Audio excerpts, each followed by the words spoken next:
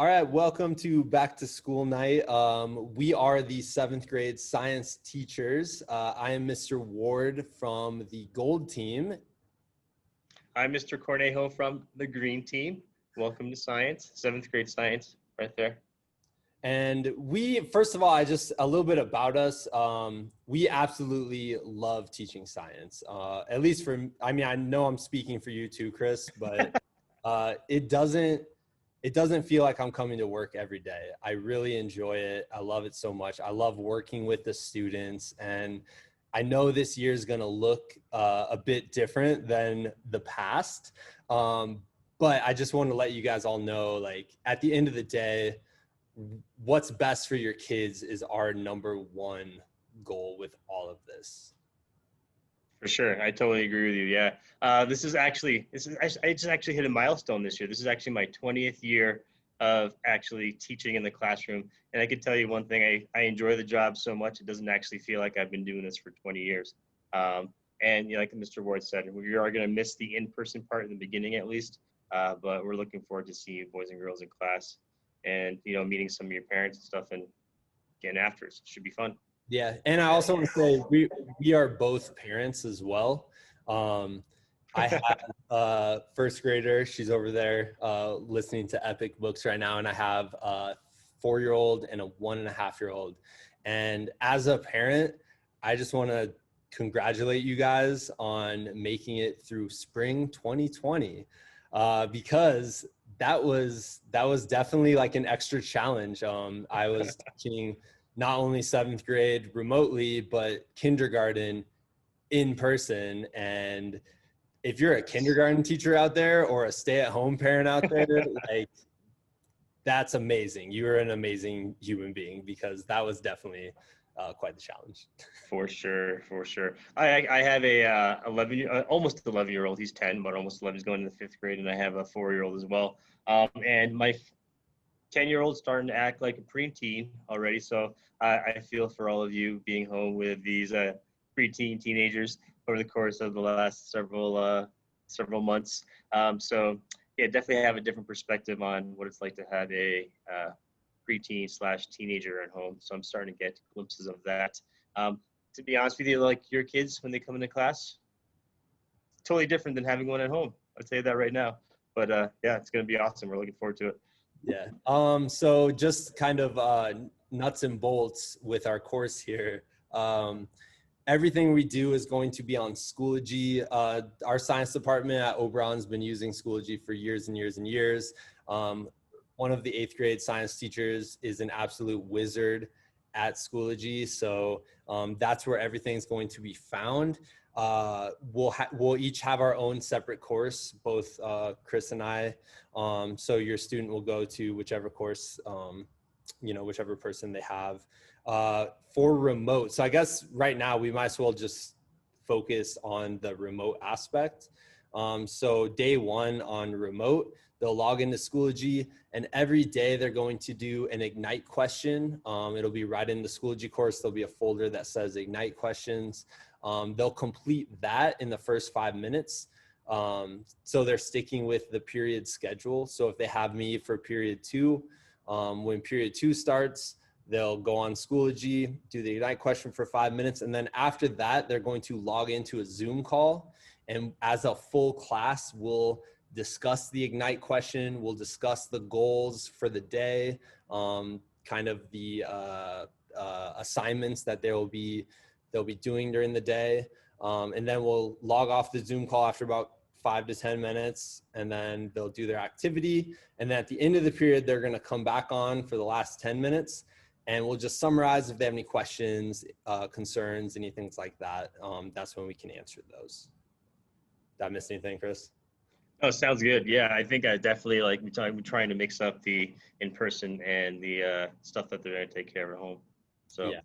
And I know for us, our big focus right now is how do we design remote lessons that don't require screen time, because just from experience as a parent and a teacher, it was a lot of screen time last spring. So we're lucky, we start with our physical science, and a lot of the experiments they'll be able to actually do at home because it involves common everyday household items. And we'll obviously be flexible with all of that. But we're going to focus on them actually doing experiments. A lot of times they're going to have to write stuff in their journal, and then take a picture of what they wrote to upload. That way they're just not sitting on the computer for hours and hours and hours every single day. Yeah. And then, so I guess the last thing we should probably go into is just grading procedures for science. The first couple weeks is going to be kind of like a getting back into the swing of things, talking about nature of science. But as soon as we start unit 1, which will be partway, in next week probably, once we start that unit 1, then we'll dive into all the grading stuff. Yeah, as far as grading goes, we're going to be breaking it down for the kids. We basically have 3 areas where we will be assessing and grading your kids. The first one is going to be worth 50% of their grade, and that's going to be the assessment section. And that's going to involve all of like the assessments they do, whether it be, tests or quizzes, learning checks. The projects that we do are going to be involved in that as well. One of the things that Mr. Ward and I have really worked on hard the last several years is, having kids really see a connection to what they are learning in class to the real world outside. So all of our units that we have prepared, we usually connect them to some real world experience in the beginning of the unit so that they can kind of start to connect what they're learning in class. And then we kind of give them the framework for a project that they'll be working on or an activity they're working on towards the end of the unit so that they can see that everything that they are learning over the course of the unit is going to build up to them completing a project or some type of activity. And those are going to be what we actually use for their assessments as well. The other thing that they're going to get graded on also is going to be their content progress, is the 35% of their grade, and that's going to involve kind of ins and outs of everyday classwork. The lab activities, the little assignments and activities we do on the everyday basis that kind of build up towards their gaining of the knowledge that we want to assess them on eventually. And the last part is simply just going to be work habits, kind of being prepared. And I know that with this remote piece, it's going to look a little bit different in the beginning, obviously. The work habits piece simply for us right now is, are they going to get on their device? Are they going to get on to the classes at the time they're assigned to be there? Are they going to be prepared with what they need? Obviously, which right now is going to be their device. We do want them to have a notebook. So if you can make sure that they have their composition notebook, and hopefully they have that, we're going to have them using it right off the bat as well to take some notes and do some things, some activities on paper still. And then when we do transfer to in-person learning, just have them bring that in with them when they come in. So we are going to still need a notebook. And then their device, and then on an everyday basis, that's really all we need them to have is their device, their notebook, a pencil, and then also a planner that they'll be getting a little bit later on when they come into class for in-person learning. And that work habits piece is going to be about 15% of their grade. When they do get into class, it's also going to include the work habits piece, is if they're working safely in the classroom in terms of lab safety, and also just respecting each other, the class, as well as the materials, as well as their classmates and their teachers. So that's what our grading process is going to look like over the course of the year.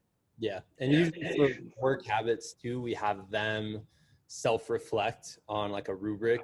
So they have a say of like, this is where I think I'm at on all these categories. And if you're ever kind of confused about why they have the work habits grade they have, definitely go on Schoology and check out their own self-reflection forms, because we do use that. And then last thing, our topics this year are pretty exciting. We're excited about it. Yeah. We get all new content except for, well, I guess 2/3 new content. So the new things that we're going to be teaching, we'll start off the year with physics, kind of intro to physics, and then we'll get into earth and space science, which we're really pumped about. And then the unit that me personally, like, I think it's like the classic 7th grade science unit is cells to organisms.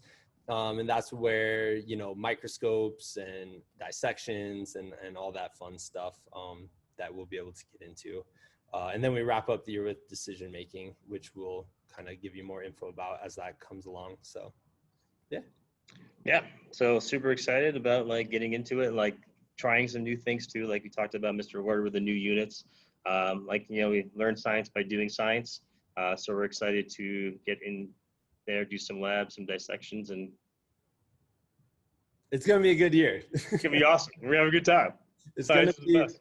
yeah. If anything, you know, we're adaptable and we're looking forward to kind of the unique challenges that this year brings about. So it'll be good. Definitely unique. Do you think we? Oh. All Got it. right. Yeah. If you guys have any questions, feel free to reach out. Thanks for listening. See you later.